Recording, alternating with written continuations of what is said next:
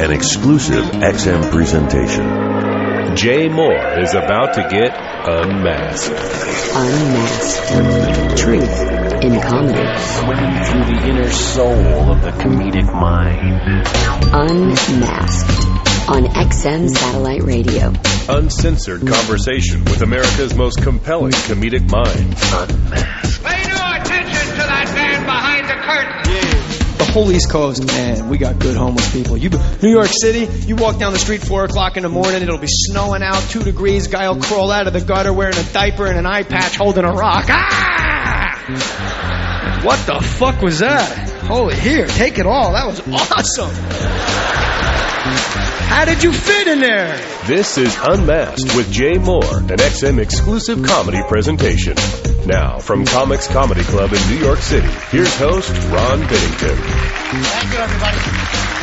Welcome to Unmasked. My name is Ron Bennington. We're going to do something a little different this week. We've never done this before. The studio audience is here, and they have no idea who the guest is behind that screen. So we just told them it's somebody terrific. And ladies and gentlemen, Jay Mohr. Jay Mohr!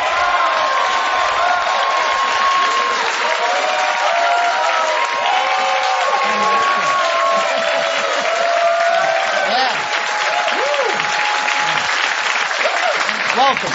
Thank you, brother. Thank you. How are you? It's good to see you. I've been going over your stuff, and I don't think that anyone in comedy has done as many different things that you have done with your career, as far as acting, doing stand-up, producing, and then you'll go off and do stuff like blogs and sports shows. What is that about? Are you always looking for something, or you just really need the stimulation? I don't think I need the stimulation as much as I always want to see how many different things I can actually get a check for. Like, I don't want to leave. Like, wait a minute, there's money on the table in sports entertainment? It's never been something I've wanted to do, like a challenge. It's never been like, I wonder if. It's always been, oh, I need to write a book. Like, people need to know, what happened at Saturday Night Live. So I just kind of did it. I've never done it as a thrill seeker, like, let me see if I can pull off writing and doing webisodes for, a sports website, right, or having a sports talk show.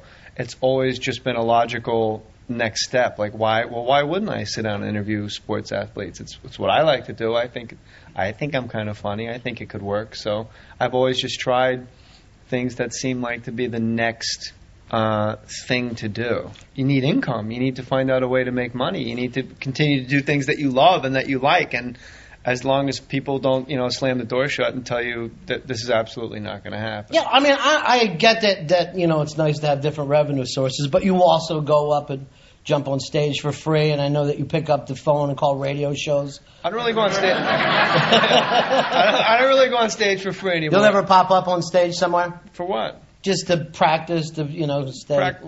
It's comedy. It's right there for you, all the time. Here we are. So for you, you'll just hop up when it's time to do the set. There's no working it out, no thinking about it. I'll make like a little set list. Like, I have one in my wallet if you'd like to see it. Yeah, I'd like to take a look at it. I don't know if it'll make a lot of sense, but I don't. So it's always ready. It's right there in your wallet like a condom. Yeah. Whatever, you might happen to get lucky. It's the safety net. I used to keep it in our safe at home, and my wife said, "Did these belong in the safe, honey?" Here you go. There's. Let's see where that's from. I think that's from Brea, California. Well, this is tiny. All right, so here's the Canada. Right there you go, right there. This is so. Canada's very long. So you'll just. That's about filling out your international declaration card when you land in Canada, and they ask you 4 questions. Are you bringing any exotic plants or animals into Canada? And it's a yes box or a no box. And it's like, all right, no. Are you bringing any explosives into Canada? No. Are you bringing any dangerous, deadly weapons into Canada? No. And then the 4th question, this is the one that's going to decide whether or not you get to land in the exotic fucking locale of Calgary.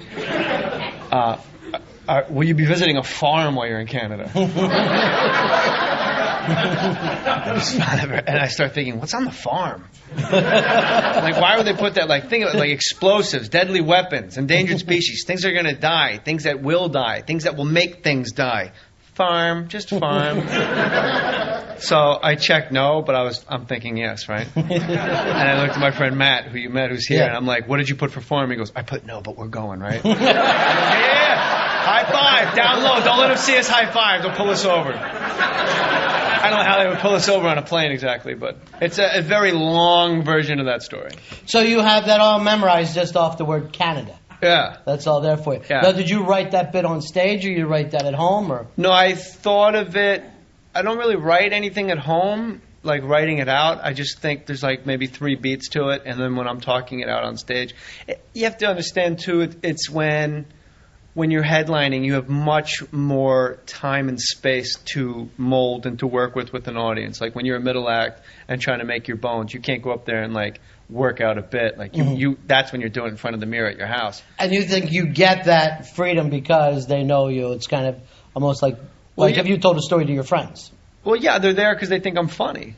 I mean, that's the whole game. That's the rat race in comedy. Is just to keep at it until you can get to a place. In my opinion, still until you can get into a full room of people that are willing to wait out your pauses. And the pauses, well, the pauses make the symphony, and that's it.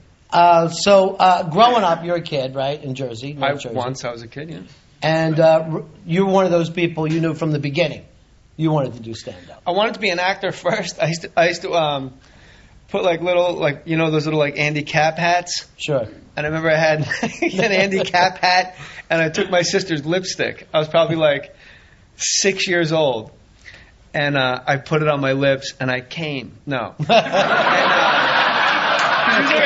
As soon as you say lipstick, you guys are like, what? Try doing that as panel. No. Never going to have you back. No. It depends on your show, how it does. Depends on how Project Gary does. Somebody said came. Big deal. What? We all come and go. And I remember like going like, this is what it's like in the movies. You wear a little makeup, and I had like a hat on, and I remember looking in like my parents' mirror in the bathroom and saying like, come on, you guys, we gotta go. But like I was like a child, like a little bitty, like my son's age. And I was like putting on like little like Newsies hat and a little lipstick, but not too much where I look like a broad or something, And I remember like, come on, we gotta go. And like I always tried out for the plays at school in like junior high and stuff, and I always got like these kind of beat parts, and I was like, I should be the lead guy. Like I always had an inferiority complex. I was 2 years younger than the next kid on my street. Everyone on my street was 2 years younger than me, so I was always like, you had to fight, fuck, play football, tackle, it was on. Like no one took it easy. It all comes 2 years earlier than everybody else has to deal with. Sure. And then they go to high school, and then you're just alone. Like then you're just in 7th grade with no friends, and then that's I guess when comedy just put itself in my head and burned up. Well, and a lot of that stuff probably, believe it or not, you were kind of busting balls on a 9th grade level when you're in 7th grade. So my friends have always been older than me. Yeah. But it makes you a little quicker. Am I supposed to be like more funny? I don't know. Yeah. You didn't know how to break it to me? Yeah, I didn't want to say anything. Waitress is going to hand me a cocktail napkin. Well, yeah. We have a couple announcements. I just got a little sign flashed to me. The kids in the hall killed. So, I know that's not true because they've never killed. Oh. They're fucking Canadian. Give me a break. Fuck them and their geese. Yeah. And, part of their act was, we're so much nicer than you. Okay, sure you are. Well, my friend's been to your farms. How's that? Like a callback, right? Nice, yeah. They didn't come with you, but I was. No, they don't have to. I got you with me. But what I was going to say to you, the fact that it's very funny that you brought up that, you're saying you felt inferior as a kid because your probably early reputation coming in was, and it might have something to do with your look, but people thought that you were somewhat cocky. Oh, I was incredibly cocky. Yeah, because you're hiding the fact that you didn't feel, No, I truly felt I was better than the people I was watching.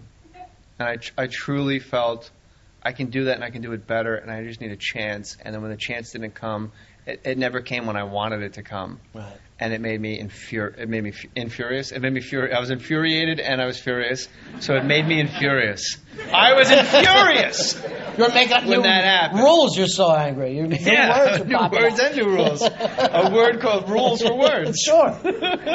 So you're pissed off I was very angry, and I was always very angry in comedy. If we're moving forward to 18, 19, 20 through maybe 25, and it's interesting when I stopped doing comedy for about 3 years, about 4 years ago, maybe 3 years ago, 4 years ago, and I started having panic attacks on stage. And that's the one place where I've always never really had anxiety, and I've always, that was like home. And I was talking to my wife, and I said, I don't know what it is. And I went to this cognitive behavioral therapist, and I'm trying to find my earliest memory. She goes, maybe it's because you were in an incubator too long, and the lights remind you of that. You feel claustrophobic. This lady was really bananas, right? That's in the box, by the way. Yeah, that's thinking way in the box. That's literally thinking in the box. So and then I realized, I asked my wife, I go, why? I don't understand. I can't take it anymore. I hate it. I hate going up, and I dread it. And she said, it's because you caught the rabbit. I said, what do you mean? She said, well, if you're a greyhound and you catch the rabbit every single race, what's the point of running? And it was after she said that to me, I realized I didn't know how to do stand-up when I wasn't angry anymore. Sure. So I had to just stop for 3 years. And now I don't think I've ever been funnier because, at the risk of sounding super cocky, but if I can sell some tickets, it's really who I am, and I love going up, and I love telling these great stories and stuff I just laugh saying the word stories because they're funny, and it's not me I'm not on stage trying to get laid and where are we going after this. And this is it. We're headlining. We're in Cleveland at the Powerhouse. It's going to be... No, it's this is my show. It's going to be great. We're all going to have the best time. It's going to be the most fun. And that, to me, is, I think, when comedy is the most fun. Well, some people are afraid to lose their anger because, or stop being an addict or whatever that, big negative that they could bring to the stage. So you've got to find a new way of being you, or else you're going to fake being the angry guy. But I know guys who do that. But I was always faking being me because I was always so angry and I wasn't very happy. And then when you're happy, I guess that's the real you. And not to get so existential. Well, no, we'll get existential for a minute.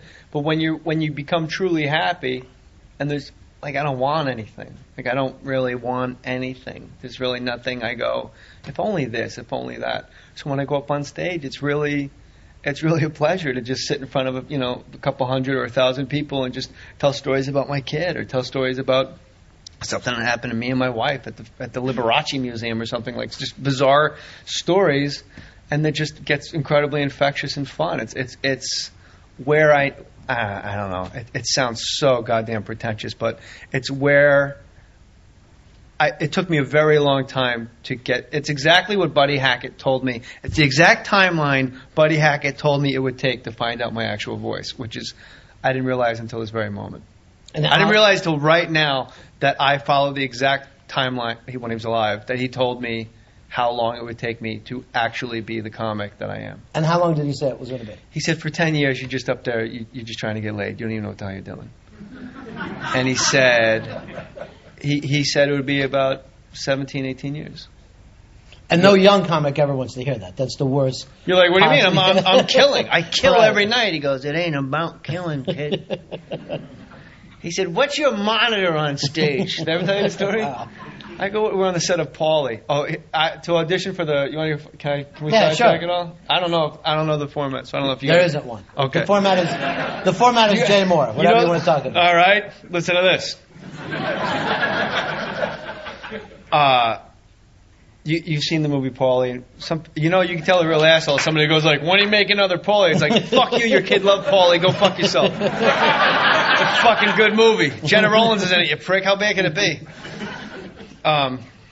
So I was like, how am I going to do the voice of this bird, And they sent me, the studio sent me a videotape of a bird on a stick. And a loop, like a 10-minute loop of just a bird walking back and forth on a stick. I'm like, this isn't motivating me at all, And then I had a picture of my bird on my steering wheel in my truck, and I'm driving around Santa Monica going, I canceled the audition twice. And I'm like, this is ridiculous. I don't know what a bird sounds like. And then finally my agent called me and said, this is never going to happen again. You just have to go in. It's Saturday. They're willing to see you on a Saturday. They can't book this. So you have a very good shot at it, which is my favorite time to go in. They've exhausted every avenue. There's 3 people they haven't seen. It's Anson Williams' son, and you. Just go in. So I go, I'm driving there, and I go, well, I should just do a voice that's easy so I don't lose it in the middle of performing. So I'm like, well, I'm from the East Coast. I could do like a Jersey guy, like, hey, I'm a bird, give me the bull. I'm like, that's like Ed Norton. I'm like, you know, I'll go higher with it, and then I'm like, oh yeah, and I look at the bird on my dashboard, and I go, this bird sounds a little like Buddy Hackett. I tell you, I like being a bird. That's a depth finder. You don't. I go, oh my God, I'm gonna do Buddy Hackett. I'm gonna totally get. No one's doing Buddy Hackett for a bird. I'm gonna get this part. There is no way I don't get this part. Like, I am fucking locked in. I'm going through fucking red lights to get to this building. I'm not making any of this up, Ronnie. And I get in there, I'm just sitting there in the waiting room. They're like, do you need some water? I'm like, nope, I'm fine. Like, would you like to look at the sides, the material? I'm like, nope, I got it. In my head, I'm going, I don't need nothing because I'm a bird named Paulie, and everything's going to be all right. And then they go, you're next, are you ready? I go, yeah. And they go, come this way. And the door opens, and fucking Buddy Hackett walks out.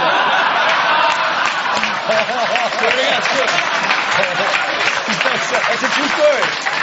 And he walks out, he goes, how you doing, pal? And he walks out, I'm like, well, what do you do? I go, well, I can either just act like a psychopath, like it never happened, and just walk in and go, well, I don't know who was in before me, but I'm going to really give it a good try. Or I would just have to do my voice, which will definitely not work. So I did his voice, and I got the part of the bird. And then one day we're on the set, and, you know, when you make movies, you just got to sit around for a long time, and he goes, you know, I never got around to asking you this. I never understood how you got a movie doing fucking me. I go, I think they wanted a younger sounding you. And he goes, they could have asked me. He's kind of sad. It's great. They could have asked me. He also asked me, what's your monitor on stage? I said, what's your monitor? He goes, you don't know what your monitor is? He said, your monitor is everything on stage that's not your act. That's not what you're saying to the audience. Like, when I was telling that story, I was just thinking about the story. So my monitor was 0. I could picture the building. It was all. But he said, when you first go on stage, your monitor is like 99, you know. And he said, because when you're doing your joke, it's the number one fear in the world is getting up in front of a crowd, you know. So the first time you're on stage, the lights are on you, and you're thinking in your head, why aren't they laughing? What am I going to say next? I can't breathe. Why are the lights so bright? Oh my God, why does she have to take an order right in the middle of this punchline? What is a punchline? What's next? He said, this was really amazing. I met Hackett after I knew everything. And he was really like a father to me. Because he told me all the things I wish my father actually, you know, took the time to tell me.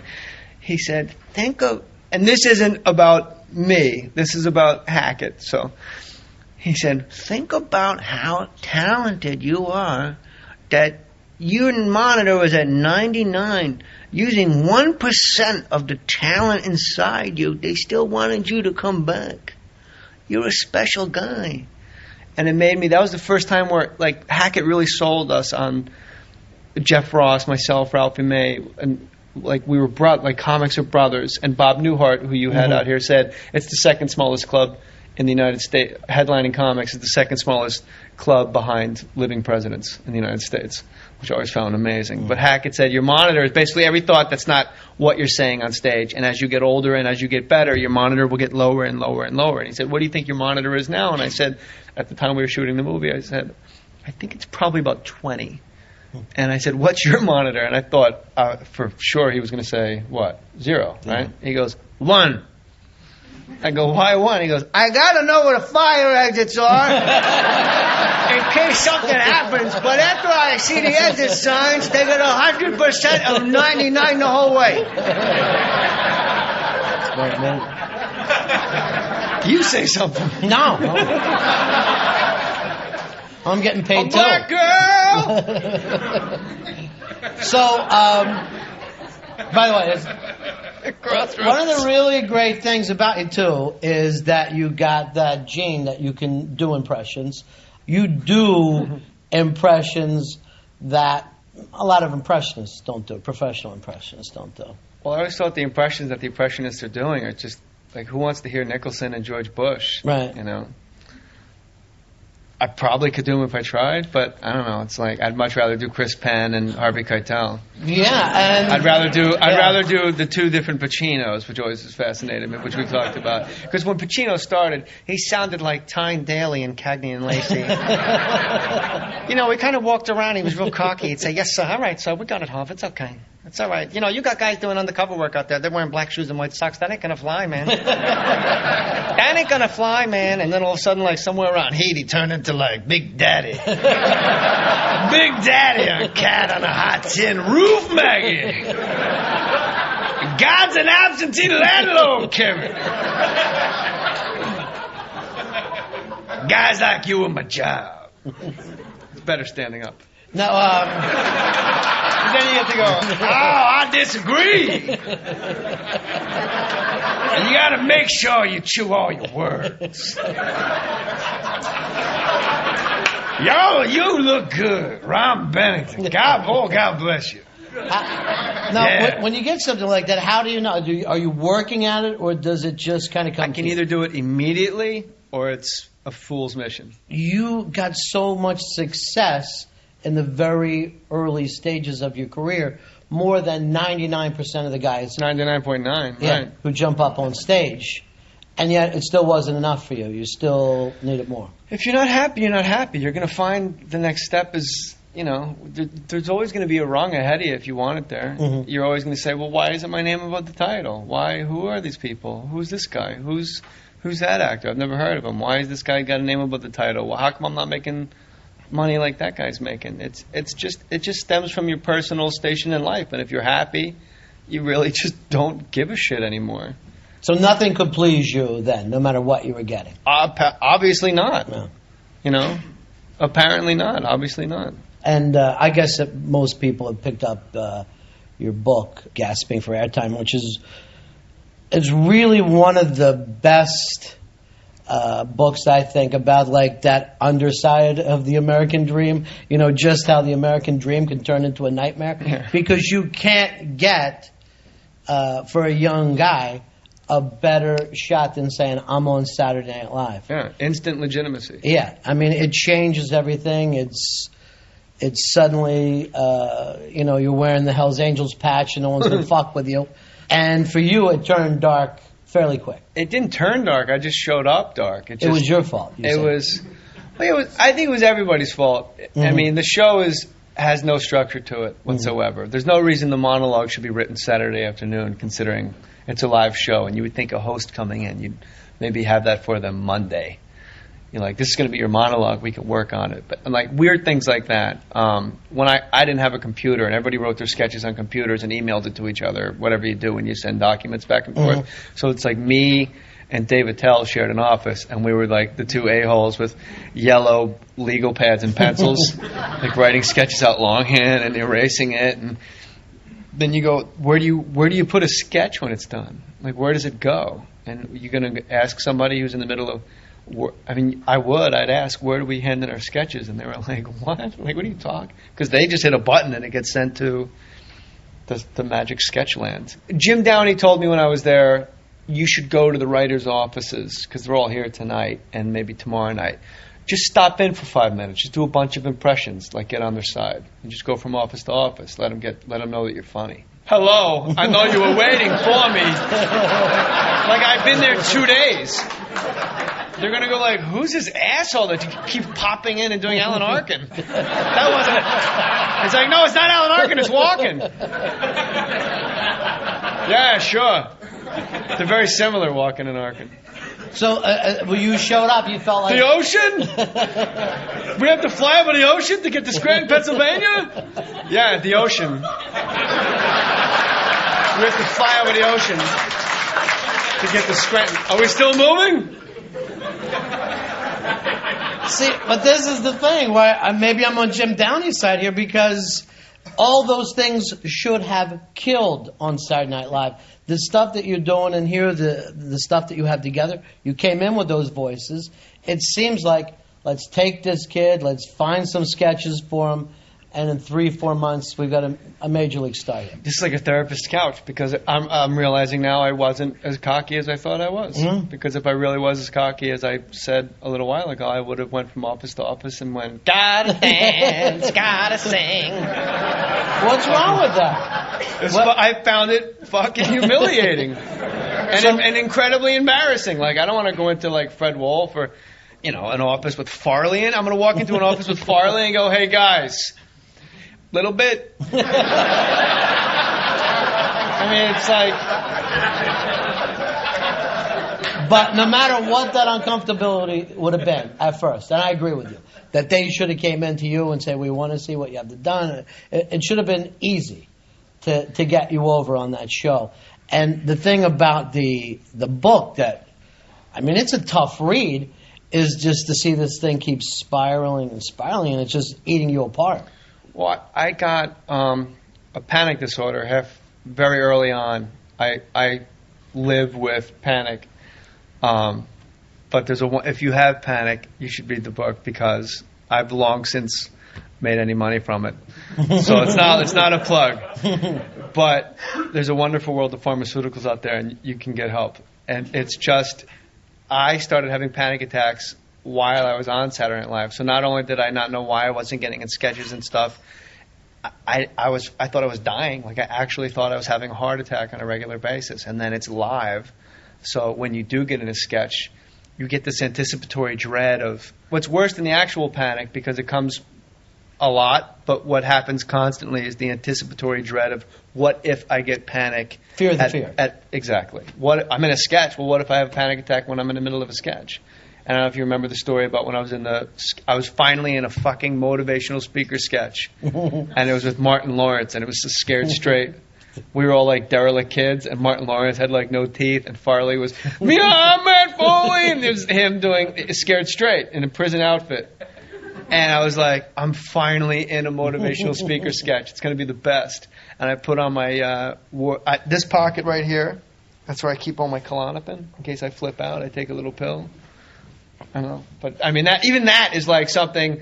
I had to call my psychiatrist and go, that's pathetic. Like, that makes me less of a man. Like, I have to carry these pills with me in case I flip out. Like, that's the faggiest thing I've ever heard. And she said, if you got asthma, wouldn't you carry your inhaler with you? And I would say yes. And she'd say, there's no difference. You have a neurological glitch. Some people get migraines. Some people get ulcers. You get panic. Enjoy. So carry the pills with you, and if you feel like you're going to approach like last night I went to see Gypsy, and I took one before I went into the theater. Thank God. Patti LuPone kind of mailed it in last night, Ronnie. I think she got that Tony sewn up, and she was in there like, da-na-na. Everything's kind, you know the words. Yeah. So you're a really good husband to go to that, by the way. No, I love it. Oh, you do? I do like it, yeah. Yeah, and then you're worried about looking gay. Okay. No.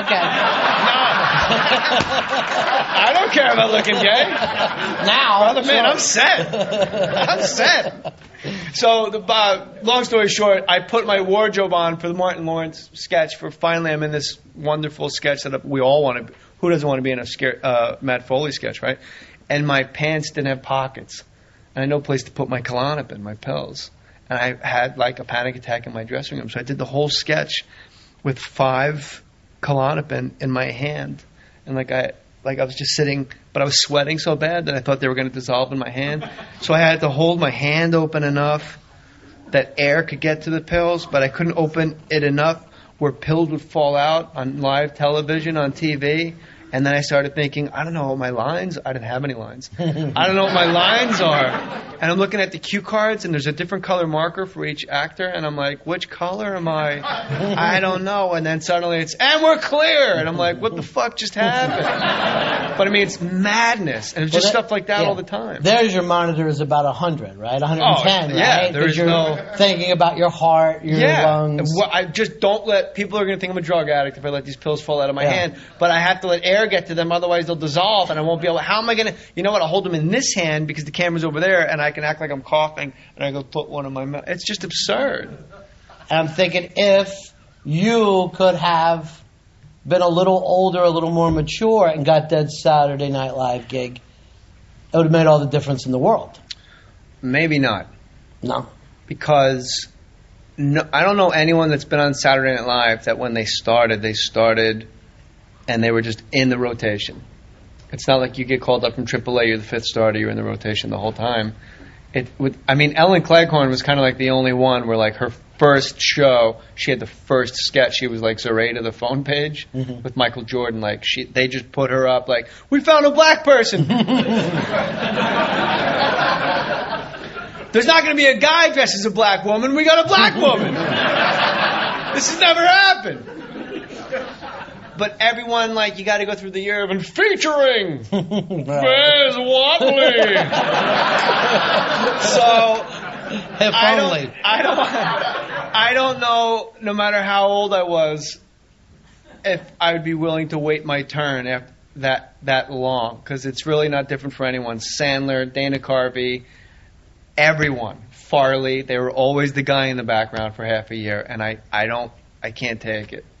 That's not why I signed up. I didn't sign up to ride the pine. Like, I got to be out there. You got to be on as soon as you come in, even though if you could have paid your dues for that time and learn how to play. Because if I knew in advance, sure. But at the time, obviously, I'm a complete fucking failure. Right. Otherwise, I wouldn't be a fucking bailiff. Right. But, I mean, you didn't have anyone in your life to say, look what happened to Mike Myers. He did this for, 6 months. I had Mike Myers. Yeah. I had the actual guys. Perfect. And I said to Mike Myers, I'm having, like, panic attacks. And he goes, you want to know what my office was? My entire first year here, the 20 weeks I was here, my office was the floor across from the elevator.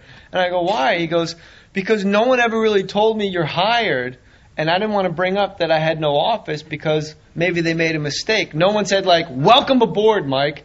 So Mike Myers sat with his notebooks across from the elevators on the 17th floor. And he just sat there and he wrote on the floor. And he would just hand stuff in and some things would get done.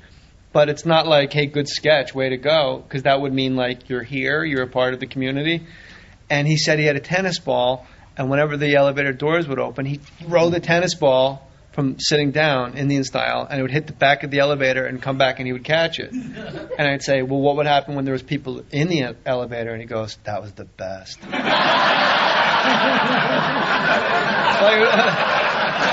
like people would be on their way up to the Rainbow Room. There'd be like 4 people, and he would just go, and they'd all like get out of the way. It would go bump, bump, and he would just catch it, and the doors would go.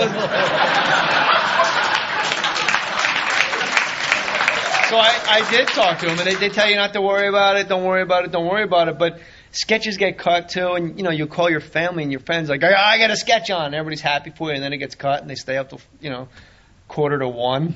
And then your sketch isn't on. They're like, wow, he's kind of turned into a pathological liar. He lies a lot. Every week he tells me he's on Weekend Update, and then he's not. And if Sandler's writing a song about his thumb.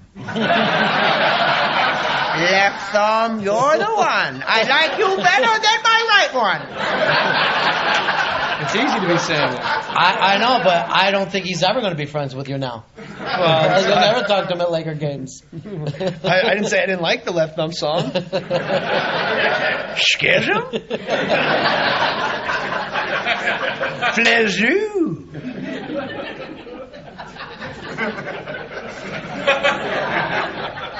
So you would have been better off never getting the show. No. Or you're still going to run into this. That's the rub. It's kind of like being governor. You're governor for the rest of your life. Mm-hmm. People, you walk into a party in your 80s and they go, hey, governor, how are you? I did the Tonight Show a couple years ago, and I don't know, 20 movies, and they go, my next guest was a cast member on Saturday Night Live. It's just, it's that measuring stick that I'll always be grateful for.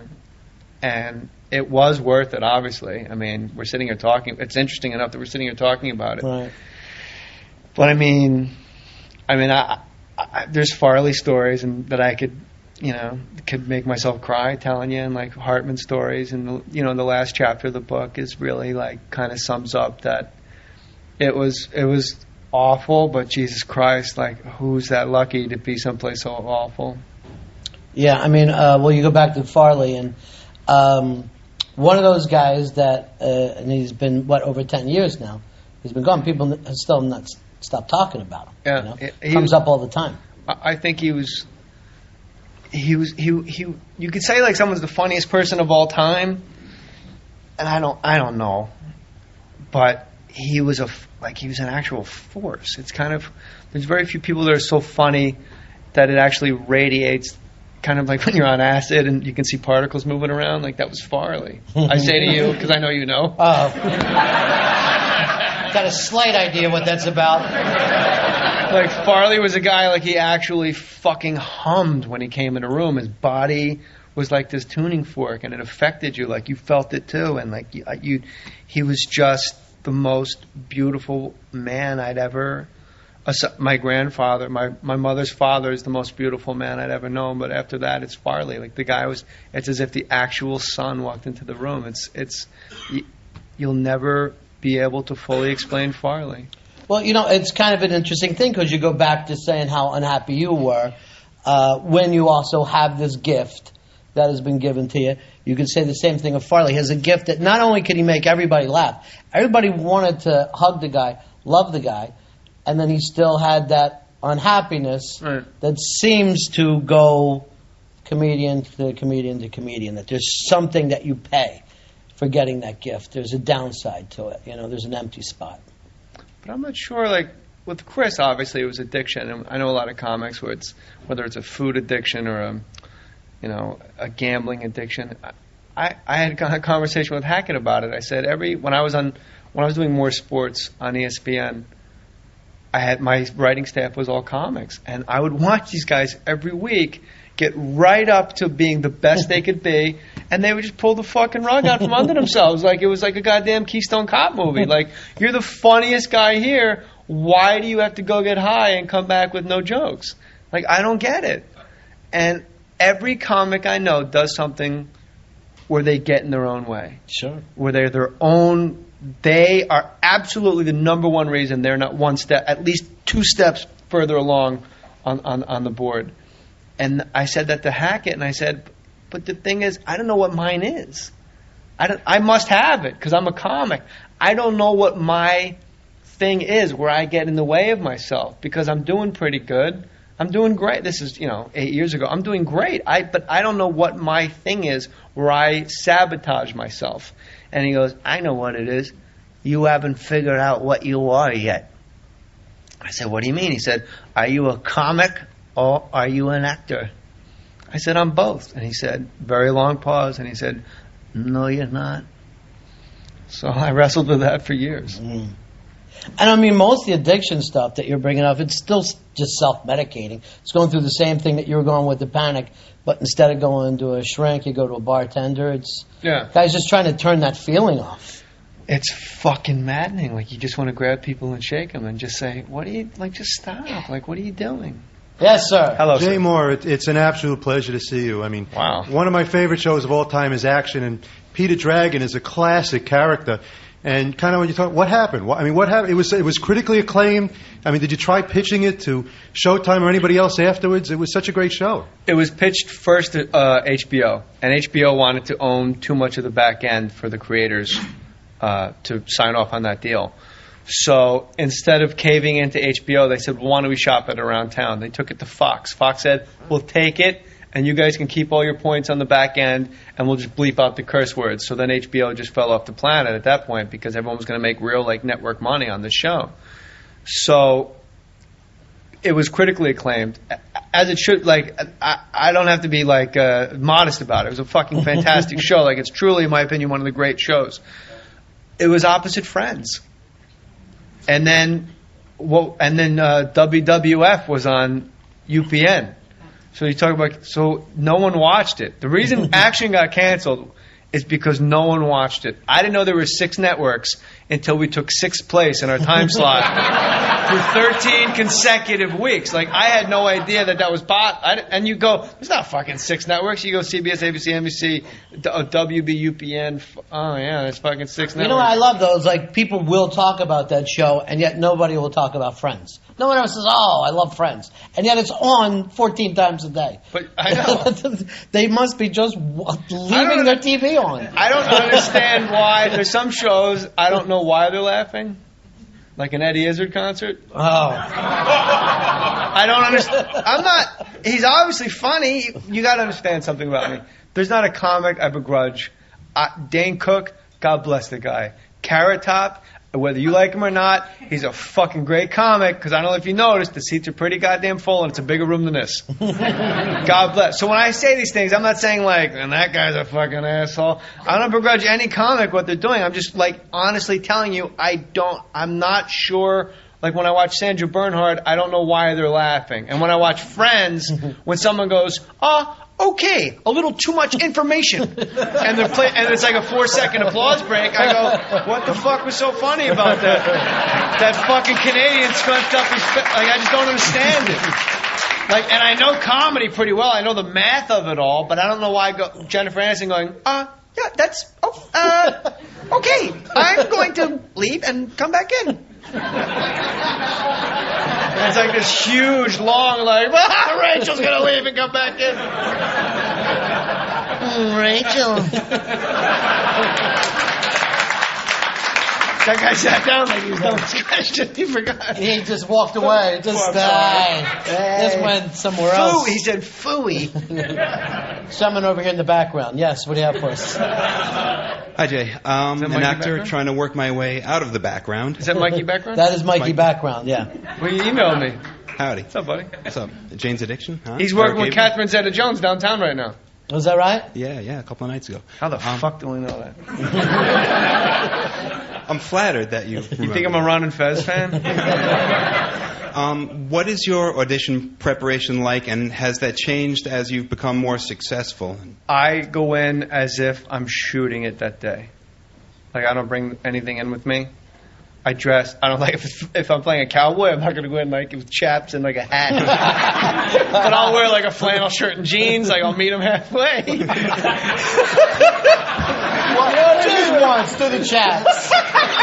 I hate one time that you don't want the role. I hate when people say assless chaps. Yeah. Because they're all assless. Yeah, you and your assless chap. They're all assless chaps. Like you and your denim blue jeans. Or like, so I'm not gonna, if it's like a Western, I'm not gonna go in like with a 10-gallon hat doing fucking rope tricks. But I'll wear like a flannel shirt and maybe a funny belt buckle and jeans and boots. But I always go in, I'll never hold anything in my hand.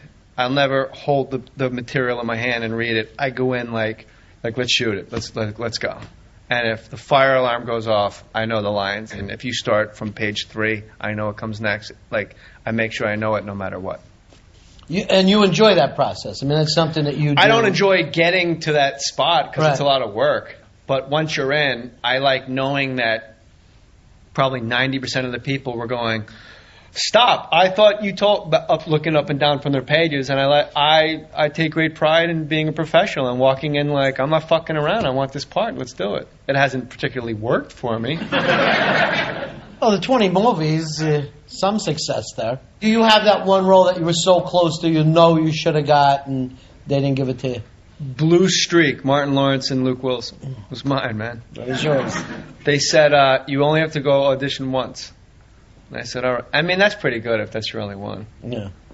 But other ones, you never know. And again, it's in that Mammoth book, True and False. Like, they know they don't want you. They know who they want. And they're just waiting for those deals to clear. And if those first 5 or 6 people fall through, what's our contingency plan?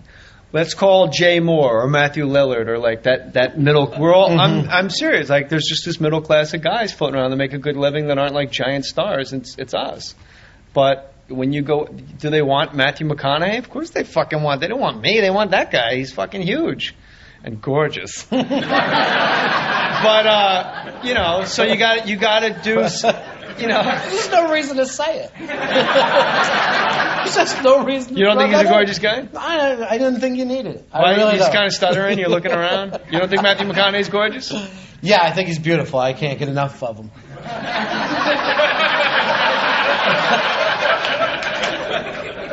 And speaking of beautiful, here's a young gentleman for you. Thank you so much. Jay, I wanted to... Do I know you from the message boards, too? No, but I used to be Mikey Background's bartender, actually, in Belmore, believe it or not. Shocking, jeez, it's like I know you.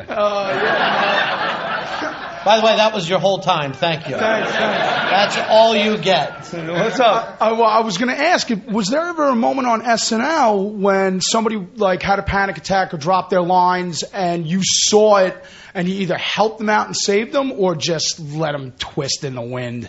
There's a middle ground. Neither. I never saw anyone I saw people have panic attacks, but not like actually on the stage flipping out.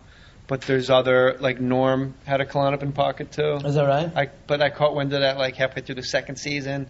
My doctor was and this is like kind of public knowledge because I already wrote it in the book. Like Sarah Silverman was the one that told me to go see her psychopharmacologist, and all of a sudden I realized this entire place is under medication. Like, I'm the only one that hasn't caught on yet. Like, go get fucking Xanax, have a Coke and a smile, you know? Right. And I mean, that's one of the things that just like you didn't bring up some of that other stuff to people, you didn't go around saying, I'm having a panic attack. Maybe you could have got help. You don't know what it is. You don't know what a panic attack is. Right, you're just dying. There is no diagnosis until you get up to that lady's office and she goes, this is a classic panic disorder. You need to take a pill. You'll be fine. Literally, for me, first one, I just thought flashback. And, really? Yeah, sure. And I just thought, do the same thing as always. Some Miles Davis and look for trails. I listened. You know Wrote what? it right out. Wrote it right out like it was nothing. When I was having you know what's amazing is I listened to Kind of Blue like a crazy person when I was first having my panic attacks. That's interesting. You said Miles Davis. I listened to Kind of Blue over and over, and I memorized like all of Bill Evans' piano. Well, if you get into that bad situation, you don't have to pay attention to lyrics. No. So you really need something that'll guide you.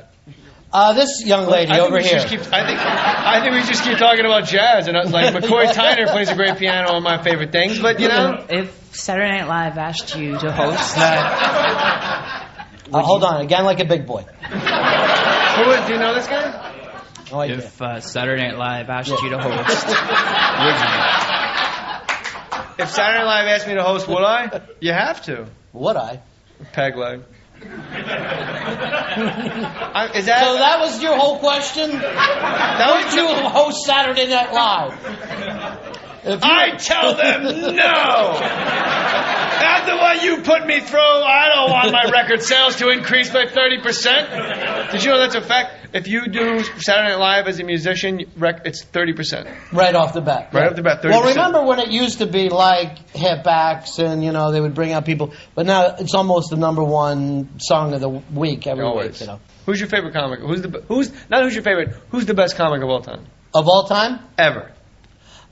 It would be tough not to say Pryor, even though that's become a real cliche on this show. But I think that he's the person who really brought the vulnerability to the stage. I always said Pryor. Yeah. But then after watching Carlin's last special, it's like, I don't. Carlin, it is. It's definitely. Here's where, because Pryor's got that 1 hour. Right. That's fucking transcendental, never been done before. I got lit on fire. I got hit by a car. Right. My dog pissed on me when I was in the front yard having a heart attack. I was in the burn unit at the hospital. It sounds like a Metallica set list, not a comedy set list, right? And you're like, that's the hour. But then, like, every time I watch, like, Live on the Sunset Strip, I'm like, he's high and this is awful. Like, it's uncomfortable. And I have, like, Bicentennial Nigger and all this. Hey, watch it. And all these other, like, albums, like, I'm going to keep saying the N-word. That Nigger's Crazy. That's the name of the album. That Nigger's Crazy. Like, It's like, But that's because he was working it out. He didn't have a Pryor to look at first, where everybody else had a Pryor to look at. Who did the fucking Beatles look at? They were skiffle bands. I don't agree with that argument. That's the first time I've ever disagreed with you in our lives. The Beatles didn't have anybody to go, we got to be more like them. I believe they had Herman's Hermits. Take it back, Ron. I think they had Buddy Holly. I think they had, Elvis. They had people that broke through for them. But I don't know if there was a Pryor before Pryor, but after Pryor, everybody walked up as Pryor. Now, like the first album that I really paid attention to, I think, was Carlin's, the teacher thing. Class Clown. Well, yeah, Occupation that's Cool. the one that you just sit around and just memorize when you're a kid. When you walked out, no turning back for you the first time you walked on stage. You're like, I'm going to stick this out, because to me, the guys that end up being able to sit around and talk about their career, those are the guys that just don't give up. It's all I want. The second I was on stage, the second I came off stage, I wanted to go back up on stage and do it again right. Like, I wanted to do it again, a little slower and a little better. Like, oh, and I forgot this line, and I wanted to go back up and do it again immediately. And I always, it's like your life going from black and white to Technicolor immediately. Like, oh, this is why I'm such a fuck up. Like, I get, now everyone's looking at me and I'm talking and they're listening. It's great. So you had your Wizard of Oz moment, did you? I did. Yeah. I did. I bought a little fucking Yorkie and I walked down a yellow street. Yes, sir. Hey, I was wondering if you could elaborate on your relationship with Tom Cruise during Jerry Maguire. It was a wild weekend, and no, he was great. I guess I worked with him before he got like how people perceive him to be right now, which I guess is batshit. Right, but I mean, you walked out there seriously. The thing about that, you had a small part in that. He's the biggest star in the world at the time, and you did with what a lot of guys Regis Philbin. Villains can't do. You took him down in that movie. The thing that was great about that is that you made him vulnerable in that movie more than he is in his action movies. I found him to be amazing. Like when someone talks about a college coach that got their act together, that's how I always talk about Tom and how. No, we're not still friends. I've never had contact with him after. I haven't seen him after. But he was so cool to me and so nice. And he was such a nice guy to everybody. And it was nice to see a guy that was that big of a star be actually that just nice. Like, it's so easy to be fucking nice to people. And, and that was my first movie. Like, my first movie was with, like, James Woods. I'd be in jail. I'd be, like, knocking off a flag. Hey, you fucking cocksucker. Who taught you to fucking do still photography, you fucking prick? But Tom was just nice all the time, and he was great, and he helped me a lot. And he was just really cool. And just, he was great. He was just fantastic. He was just fantastic. But you said something I wanted to comment on, but I forget what it was. Me being the villain to him. Well, I thought that was the point. That role was supposed to go to Owen Wilson. He had a deal because of Bottle Rocket. That was a Jim Brooks movie, and that was his part. They wrote it for him to fire Tom Cruise. But then I went in to audition for the football player that was played by Jerry O'Connell, Cush, and I butchered my Texas accent, my grandfather's Texan, and I went in like, "Well, Jerry Maguire, I'll tell you." Big piece of straw in my mouth. Doing my rope tricks. Isn't it awful that all your stories that I really love you failed in? Yeah, that's the ones I love too. It's so fun. Like, yay. Of course. That makes a good story. What a fucking zero you turned out to be that day. They had me audition to be the nanny, which was, I forget the name of the guy that played the nanny, who gives Tom Cruise the Miles Davis, John Coltrane cassette, and he thinks he's going to hand him a condom. Mm-hmm. Cameron Crowe pulled me aside and said, "This is the most cuttable piece of this film, and when you say it, I don't want to cut it. So just go in there and do it exactly how you did it, and I won't be able to cut it. You'll get the part." So he was like that cool. So I went in like, all right, I guess I'm going to play the nanny and Jerry Maguire. I didn't get that part. So then as I was reading the nanny part, and I had like long, like fucking stupid pro wrestler hair, and I didn't like I put it in a ponytail, I had like a goatee. I was out of whack, man. And then I think it was like Richard Sakai. He's like one of the big producers who does the Simpsons stuff. Like maybe it was Jim Brooks. Somebody in that room of those three people said, "What about sugar?" And like the hair on my neck stood up. Like there's no way they're saying what I think. There's like I'm looking around for coffee. Like there's no. And like just bottled water. They meant, what about Bob Sugar? And they said, can you read for Bob Sugar? And I said, I would love to. And they said, can you go read it and come back in? And I was like, that's no way to get a part. And I said, you know what? Bob Sugar is a guy that deserves to be played completely. So if I could have like a couple days and really do it well. And they were like, sure. What do you need? I was like, I don't know, 3 days. I don't want to waste your time. They go, you want 4 days? You want 5 days? We don't care. Like, this is a fucking $80 million movie. What the fuck do we care? What do we care? We wash our balls and checks for billions of dollars. I'm Jim Brooks. That's Cameron Crowe. We got nothing but time. We've got Tom Cruise. Fuck everyone else. You might actually get this because we got Tom Cruise. we have such a star, you might get a part because it doesn't matter. That's how it goes. So I came back in and I did it, and I got the part. But it was like a big to do. They had to rescind their offer to the other guy. Well, I wanted to, and again, I appreciate Jay Mohr came out here for us. Before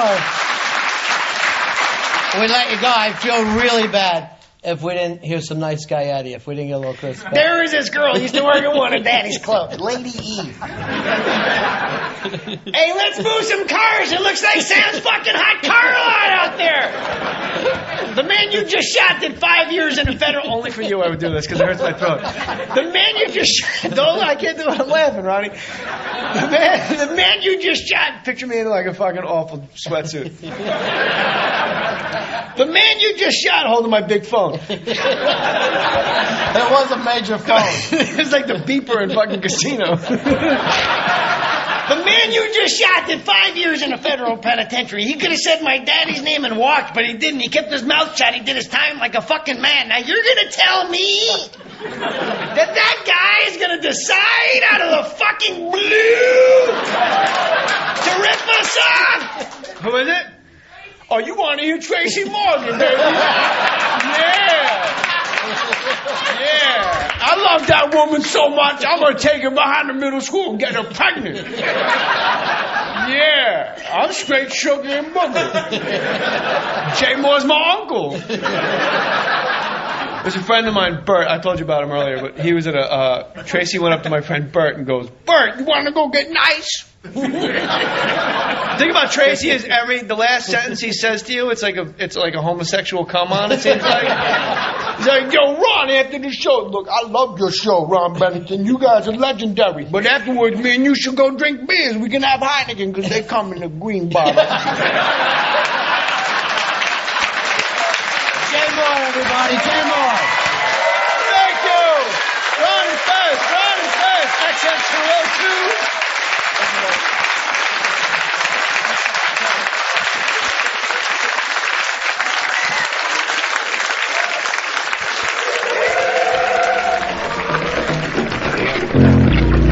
Unmasked on XM. Truth in comedy. Unmasked.